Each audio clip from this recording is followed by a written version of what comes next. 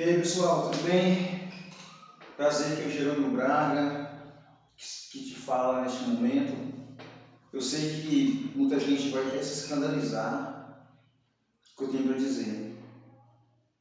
Muita gente não vai concordar com o que eu tenho para falar. Mas é a pura realidade que acontece por aí. Por exemplo, você sabe quem você é de verdade? Você sabe como pensar, como raciocinar? O senhor fala para mim, claro que eu sei como pensar, como raciocinar, eu sou um ser intelectual, eu sou um ser pensante. Mas será que a forma que nós pensamos é realmente o que nós acreditamos? Ou será que a forma que nós pensamos é que nos fizeram acreditar? Sócrates dizia que nós nascemos com uma tábua rasa. O que ele quer dizer com isso? Quando uma criança nasce, por exemplo, se você pegar uma criança que nasceu no Brasil, recém-nascido, 3 meses leva para os Estados Unidos, qual é o idioma que ela vai aprender a falar? Inglês. Se o pai é brasileiro, ensinando português, inglês e português. Mas eu quero que você entenda que muitas coisas da nossa mentalidade, do que nós raciocinamos e pensamos, veja dos nossos pais, das escolas, dos nossos amigos. Se você andar quem curte funk, você se tornará um funkeiro, porque a influência do funk vai te influenciar. Se você andar com quem curte sertanejo, você vai começar a curtir e gostar de sertanejo, porque a influência vai te fazer desejar aquilo. Só que muitas vezes a gente encontra com pessoas que você começa a conversar, você começa a analisar a forma da pessoa agir ou pensar, e às vezes é porque o pai agia daquela forma, porque a mãe agia daquela forma, porque na verdade a pessoa ela vive num sistema intelectual aonde ela aprendeu a pensar, a discernir, a ver e chegar daquela forma. Só que isso não acontece só na vida pessoal não, tá? E isso acontece na vida religiosa também. Se você for olhar hoje religiosamente, existem várias igrejas. Mistério do Belém, Mistério do Brás, Madureira, Batista, Quadrangular, nós temos a Universal, nós temos a Mundial, tem mais mistérios. E se você pegar, cada um interpreta a Bíblia e ensina as suas ovelhas, a sua comunidade, a pensar e a raciocinar daquela forma. Aí eu te pergunto, mas se a Bíblia é um livro que ela tem sua própria interpretação, por que existem vários conceitos, brigas, até mesmo teológicas, a respeito de algumas interpretações? Aí eu vou falar para você, é da forma que te ensinaram a ver o mundo, é da forma que te ensinaram a enxergar até mesmo as interpretações, porque uma coisa é a Bíblia se interpretar por si própria, outra coisa é eu interpretar errado e ensinar errado. O pai vai aprender errado, vai ensinar os filhos errado, os filhos vão ensinar os filhos tudo errado. Então vai haver uma geração praticando coisas de interpretações erradas. Eu queria que você pudesse dar um like e se inscrever nesse canal, porque esse canal nós vamos tratar vários tipos de assuntos, tá? Tanto na parte espiritual, quanto na parte física. Por quê? Porque a igreja de Cristo, ela é espiritual, mas nós somos divididos em corpo, alma e espírito, que é a dicotomia do corpo. Alguns acreditam que nós somos só corpo e alma. Mas, independentemente da interpretação bíblica ou teológica, eu quero que você entenda o seguinte, que você é um ser carnal e um ser espiritual. É por isso que a Bíblia fala que nenhuma condenação há para aqueles que estão entre Jesus, que não andam segundo a carne, mas andam segundo o Espírito. Então vamos colocar em duas aqui, carnal e espiritual. Você é um ser que está na terra, você come, se alimenta, você dorme. Quando Jesus estava lá no deserto, que o diabo foi tentar Jesus, e o diabo falou assim, se tu é filho de Deus, transforma essa pedra em pão. Olha o que Cristo disse, nem só de pão viverá o homem. Ou seja, nós precisamos do pão para comer, se alimentar, da água para beber, o povo precisa disso. Mas Jesus disse que o homem viverá também da palavra de Deus. Então aí você vê a importância de nós separarmos vida espiritual e vida física. Na vida física eu preciso trabalhar, eu preciso estudar, eu preciso me formar, eu preciso ter questões financeiras como ser humano. Na vida espiritual eu preciso orar, eu preciso consagrar minha vida, eu preciso ter comunhão com Deus, eu preciso buscar as coisas espirituais do reino de Cristo. Mas onde está o reino de Cristo? Quando Jesus faz a oração e fala, Pai nosso que está no céu, venha a nós o vosso reino, ele invoca o reino ali. E onde está o reino de Cristo? Aonde está? Jesus disse também algo interessante. Que o maior valente, entrou na casa do valente. Ele amarrou o valente, levou seus despojos.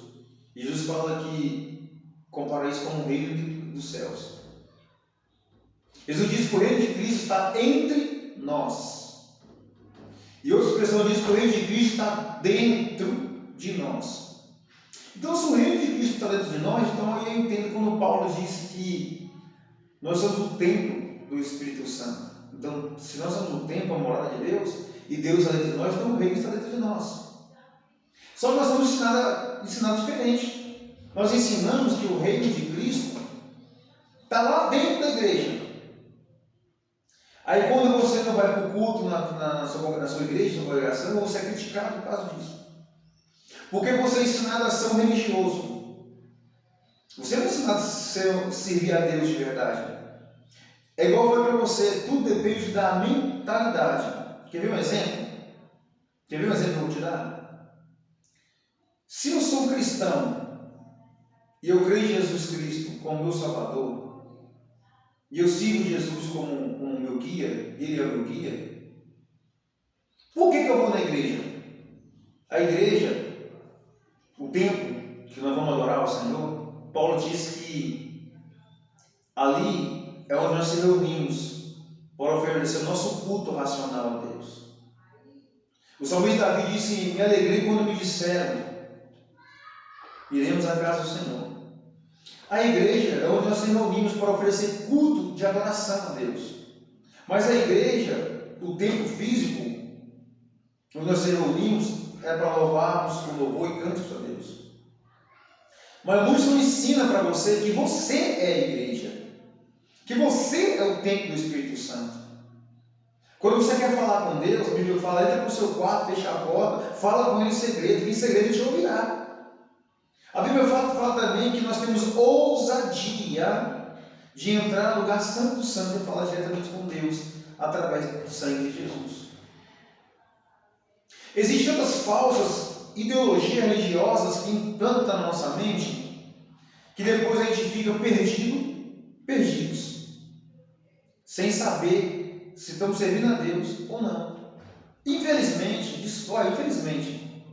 muitos não vão nem querer ouvir essa verdade que eu vou te dizer. Eu vou ser criticado por essa verdade, mas eu vou te falar. Há muitas igrejas que estão fazendo lavagem cerebral na vida de muitos membros, fazendo eles acreditar que estão servindo a Deus, mas nunca vão conhecer o Deus de verdade. É por isso que Jesus disse que naquele dia chegarão muitos e falaram assim, Senhor, eu curei no teu nome. Opa, curou no nome de Jesus. Eu profetizei no teu nome. Olha, profetizei o nome de Jesus. Mas Jesus vai dizer, apartai de mim, maldito, que eu não te conheço.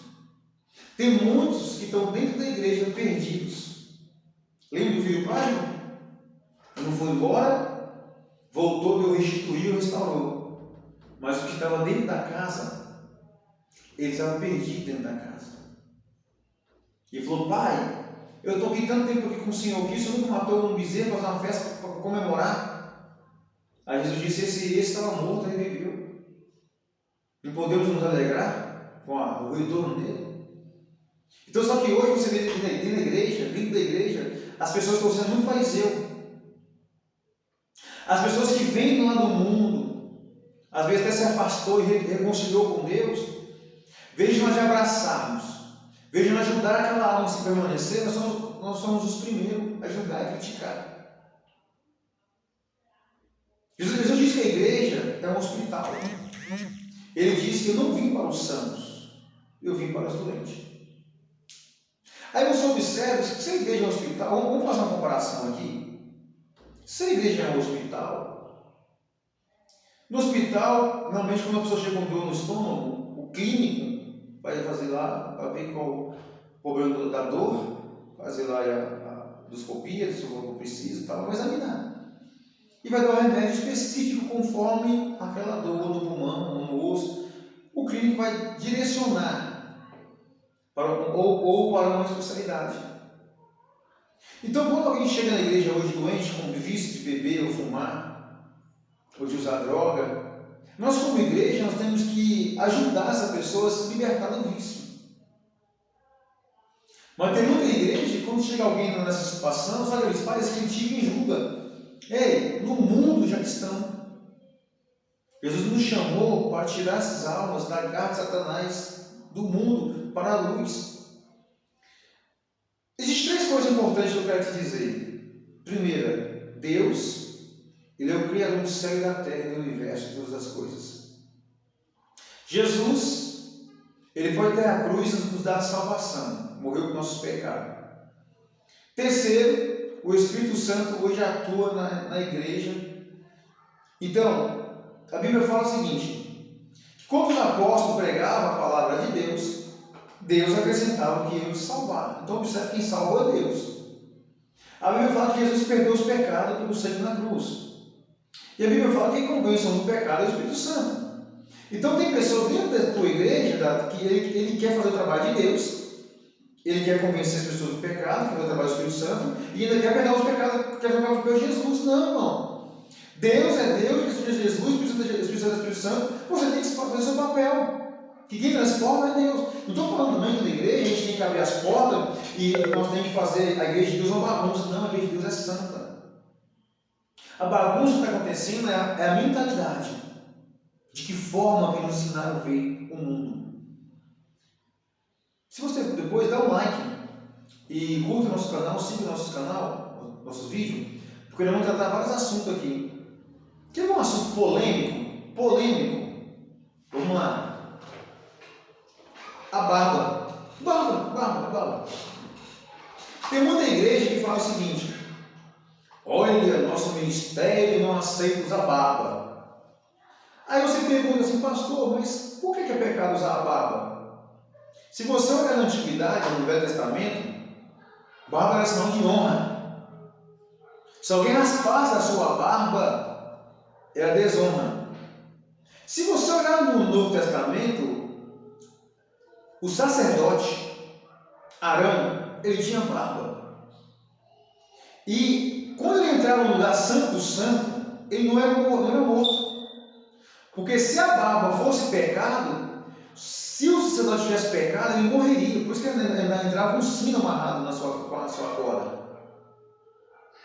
Ah, isso é questão para você ainda? Não, mas o pecado não está na barba, o pecado está na desobediência. Então quer dizer que a regra que ele criou para você seguir é maior que a palavra de Deus, então. Então você tem que obedecer a regra dele, a Bíblia não? Então isso que eu falo para vocês, a lavagem cerebral religiosa, que é feita com muitos cristãos, que estão servindo mais a vontade do homem do que a vontade de Deus e a tua palavra. Então eu quero fazer aqui um despertamento, para que você possa se despertar. Não estou falando para você sair da sua igreja, você abandonar Jesus, não. Estou falando para você raciocinar. Você é um ser pensante. Deus te deu sabedoria para você pensar. E não deixar manipular sua mente. Quer ver outro exemplo? Se barba fosse pecado, por que nasce no rosto do homem? Quem criou o homem? Foi Deus. Espera aí. Se Deus criou o homem, e Deus é santo na sua essência, na sua palavra, na sua glória, no seu poder, por que criaria um homem com barba? E as igrejas proíbem barba. Proíbe uma coisa que Deus criou? Que culpa eu e você tem de nascer barba em nosso rosto? A culpa não é nossa, é genética. Está na natureza do homem. Agora, eu não posso ter uma barba desenhada, bonitinha, trabalhada, porque o homem falou que é pecado. Mas não usar barba, é desobedecer. Mas desobedecer quem? A Deus ou a ele? A ele.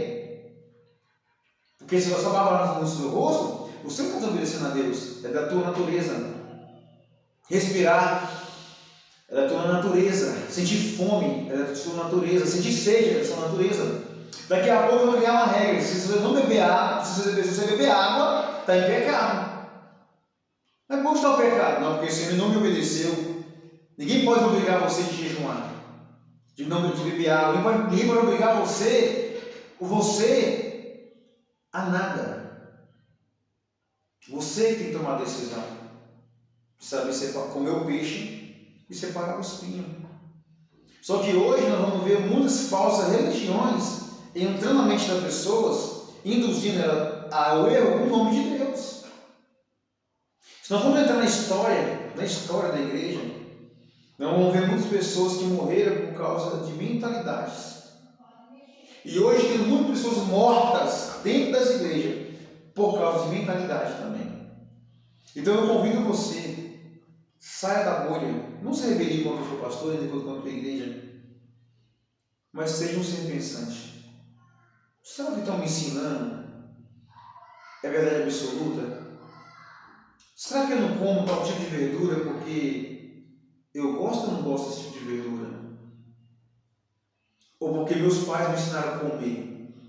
Comece a se questionar. Porque Paulo, um dia chegou na igreja e começou a pregar. E Paulo depois ele parabenizou a igreja e falou assim: nossa, estão de parabéns, porque tudo que eu ensino para vocês conferem. Para ver se o meu ensinamento está dentro do que eu estou ensinando. Começa a questionar, começa a pensar, começa a raciocinar se a comida que está te dando, que você está se alimentando, tem coerência, tem base. Tem base do que estão te ensinando. Porque se você for para pensar, tantas coisas que nós já ouvimos, antigamente não poderia ter televisão. Quantas pessoas foram disciplinadas, foram expulsas das igrejas por causa da TV? E hoje as pessoas disciplinadas, as pessoas têm um monte de TV dentro de casa, um monte de TV. Olha o grande perigo da religiosidade. Vou contar para vocês aqui um rápido testemunho. Eu congregava no ministério, um ministério muito grande no Brasil. E ali a gente fazia evangelismo, a gente trabalhava no reino, mas sempre dizia para mim que eu nunca ia passar daquilo. Não, você não tem chamado para ser um pastor. Você não tem chamado para ser um pastor. E tem um amigo meu, eu vou estar o nome dele aqui, chama Pastor Antônio. Ele não sabe ler, não sabe escrever, mas era um homem que orava em média 6 horas por dia, às vezes orava 12 horas no dia. E esse amigo meu saiu desse ministério e ele abriu um ministério próprio. E o ministério dele começou a crescer. De segunda-feira, ficava gente do lado de fora da igreja. E um dia falou para mim: Jerônimo, sai desse ministério. Porque esse ministério você nunca vai desenvolver nele. E era verdade, ele falou a verdade para mim. Porque tem ministérios que eles querem fazer você de marionete. Ou você obedece às regras, ou não serve para ser obreiro. Mas quem disse que o homem que decide a sua chamada? A Bíblia fala que Deus, Jeremias, no ventre da tua mãe eu te conheci, te deu nação do profeta. Então quem te escolhe é Deus. Quem te separa é Deus. Quem te vocaciona é Deus. E esse pastor Antônio, um dia eu estava orando com ele no monte. Nós estávamos no monte orando, no Monte da Luz aqui em São Paulo. E ele falou para mim assim: Jerônimo, eu preciso fazer uma visita. Você pode ir comigo? Eu posso, vamos fazer uma visita com ele. Quando nós chegamos nessa visita, o pastor da casa tinha dado derrame e AVC no mesmo tempo. O pastor estava com a mão assim, irmãos, com a mão atrofiada, com a boca toda torta. E o pastor falava para nós com dificuldades, dizia o seguinte: eu nunca mais vou poder pregar, eu nunca mais vou poder dirigir uma igreja, porque eu não consigo nem pegar no microfone. Esse pastor Antônio falou para ele: eu não aceito isso não. Você é homem de Deus. Você vai pegar a palavra assim.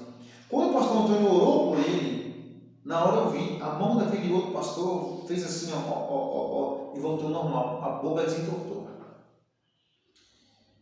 E a esposa dele saiu da cozinha chorando e cheia de poder de Deus, porque nós presenciamos um milagre.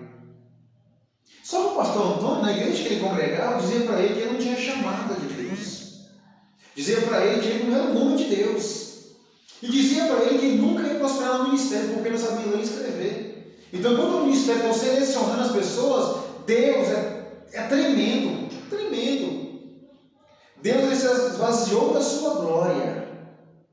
Veio na forma de homem.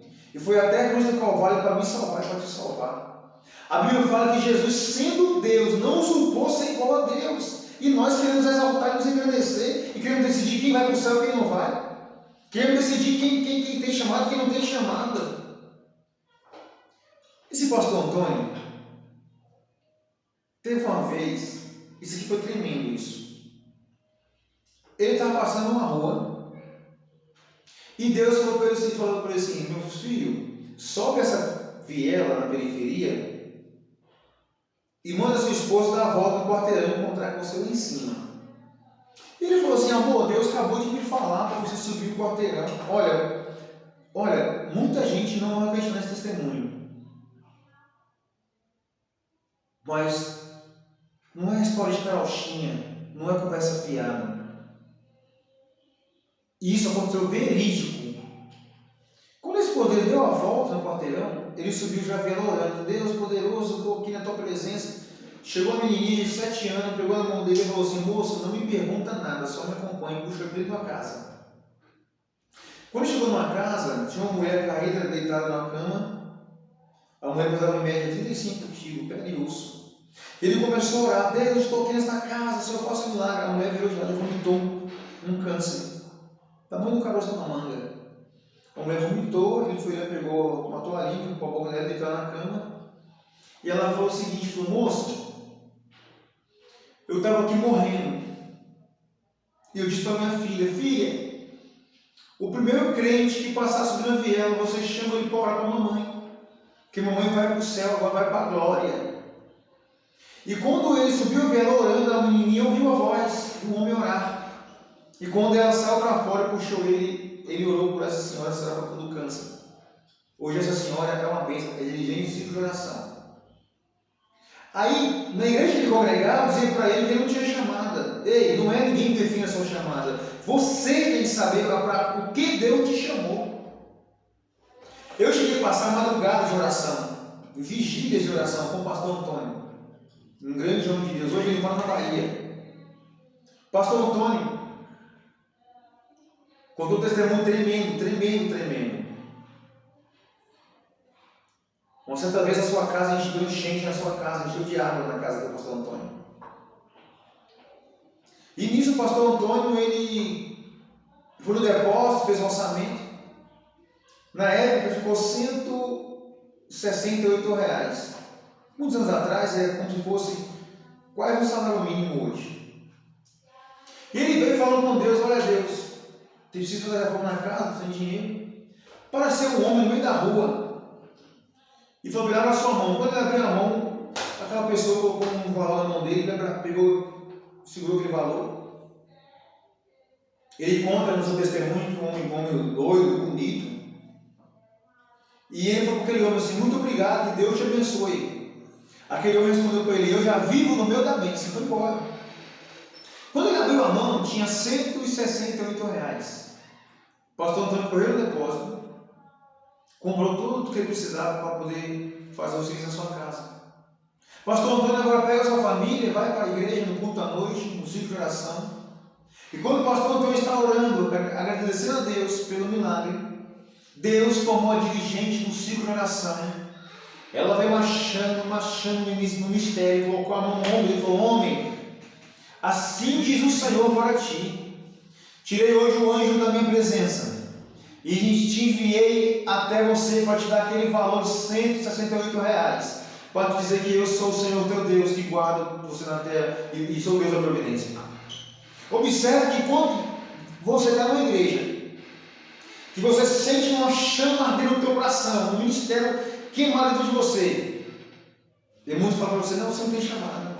Não, você não tem chamado. Ei, há muitos assassinos de profetas. Peço você que dá um like e siga o nosso canal. Deixa eu dar um testemunho para você. Quando eu cheguei em São Paulo, saí de Minas Gerais, uma hora eu vou dar um testemunho para vocês entenderem. Vou deixar na descrição do testemunho depois. Eu vim do mundo difícil, muita droga, prostituição, era traficante também. Cheguei em São Paulo, não convertido, conheci um amigo meu também, que hoje é pastor Wagner, e ele me chamou para poder visitar o Ciclo de Orações. Eu percebi que as irmãs do Ciclo de Oração são abandonadas. São poucos obreiros que vão orar com as irmãs. E nós começamos ali a orar com as irmãs, ajudar as irmãs do Ciclo de Orações. nós íamos todos os ministérios, Praia, Madureira, Belém, nós ia, onde tinha Ciclo de Oração, nós ia. As irmãs começaram a indicar nós para o grupo da mocidade para poder pregar. As irmãs começaram a indicar nós para poder pregar nos congressos. E nisso nós começamos a pregar em várias igrejas, em congressos, e Deus prosperou a nossa agenda. Só que nós não cobramos um centavo para pregar. A gente não estipulava valor para pregar. Pregamos porque foi um amor, um dom que Deus nos deu. Eu comecei a pregar segunda, terça, quarta, quinta, nos cultos, congressos. Daqui a pouco o pastor chegou para mim e falou assim: meu filho, você está pregando muito, não acha não? Eu falei: pastor, é que Deus abriu as portas, né, para me pregar, estou aproveitando a oportunidade aí. Ele falou: nem pensar. A partir de hoje você não vai pregar em lugar nenhum mais. Eu quero você na igreja. Quem corre muito não cresce. E tá bom. Comecei a ficar na igreja. Parei de pregar nos congressos, nas igrejas, acabei com a minha agenda. E falei para o pessoal: eu não prego mais não. Meu pastor, ele está proibindo eu sair e a Bíblia fala que obedecer os meus superiores. O pastor me deixou 6 meses na igreja sem ter oportunidade de dar uma saudação. Uma saudação. Nem parar no microfone.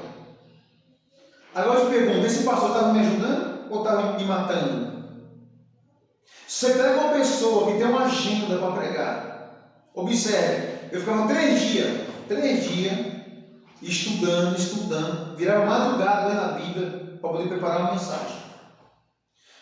Consagrava minha vida, jejuava, eu buscava o Senhor, eu ficava 2 dias no monte orando.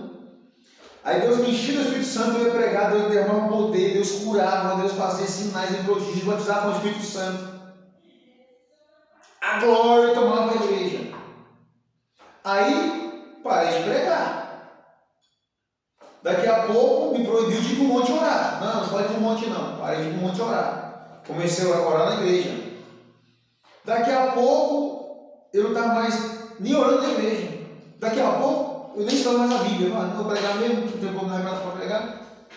Não podia pregar fora nem pregar na minha igreja. O que esse cara está fazendo comigo? Aí eu penso comigo, ele estava matando o meu ministério, o meu chamado. Porque Deus deu para ele um chamado para pastorear. Amém. Pastoreie então. Mas a Bíblia fala que cada um fica na vocação que for te chamado. Uns Deus chamou para ser profeta, outros Deus chamou para ser mestre, outros Deus chamou para ser evangelista, presbítero, pastor, diácono, cada um sua chamada. Aí o pastor não aceitou a minha chamada, matou meu ministério, quase me mata na fé também. Isso aconteceu, eu fiquei frustrado. E depois passou anos e anos, até eu me recuperar de novo, demorou me recuperar de novo, para me voltar a ter aquela vida ativa de novo como era antes. Aí chegava a pessoa e me falava assim: rapaz, você é uma bênção, você pregava bem, você estava envolvido na igreja, você não quer mais ver com nada. Eu perdi o prazer. Quando alguém fala assim: você quer sair dos jovens? Eu falo: não quero não. Você quer sair de missões? Não quero não. Porque você vai perdendo o prazer de estar envolvido com as coisas. Porque às vezes as pessoas te usam na igreja como um bombril, lava a louça e depois joga fora. Chega uma hora que a gente cansa disso, de não ser valorizado. Eu sei que Deus, Ele reconhece o nosso ministério, que a gente chamou foi Ele, mas eu quero que você entenda, olha como é que a mentalidade às vezes pode destruir uma vida. Porque esse pastor tinha uma mentalidade religiosa. Então eu quero que você desconstrua esse pensamento religioso e comece a construir na sua cabeça um pensamento cristão. Porque você não é crente na igreja, você é cristão em Jesus Cristo, seu Senhor e Salvador. Jesus sofreu muito com isso. Eu peço para você você aí que dá um like no like, acompanha nosso canal. E Jesus ele chegou, começou a pregar a palavra, começou a ensinar. Alguém disse para Jesus: oh, você prega heresia, você é filho do demônio. Ele falou: não, o rei de vida não prosperará.